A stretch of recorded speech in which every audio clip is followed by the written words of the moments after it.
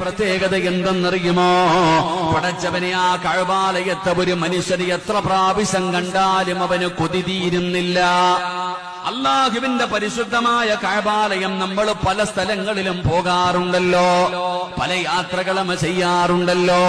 വീണ്ടും ഒരു യാത്ര ചെയ്യാൻ തയ്യാറാകുമ്പോ ഇന്ന സ്ഥലത്ത് പോകാമെന്ന് പറഞ്ഞാൽ നമ്മൾ പറയും നമ്മൾ അവിടെ പോയവരാണ്, ആ സ്ഥലം കണ്ടവരാണ്, അതുകൊണ്ട് നമുക്ക് വേറെ ഒരു സ്ഥലത്ത് പോകാമെന്ന് പറയുന്നവരാ. എന്നാൽ അല്ലാഹുവിന്റെ പരിശുദ്ധമായ കഅബാലയമുണ്ടല്ലോ, നിന്റെ ജീവിതത്തിൽ നീ 1,00,000 പ്രാവശ്യം കണ്ടാലും നിനക്ക് മതി വരുന്നില്ല. അവിടെ പോകാൻ ആഗ്രഹമില്ല എന്ന് പറയുന്നില്ല.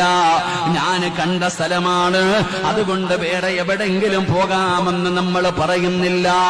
ആ കഅബാലയം കാണാൻ വല്ലാത്ത ആഗ്രഹമാണ്, ആ കഅബാലയത്തിനോട് വല്ലാത്ത സ്നേഹമാണ്.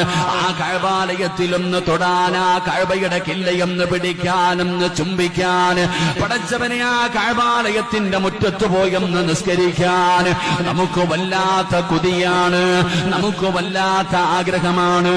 എത്ര കണ്ടാലും മതി വരുന്നില്ലടോ.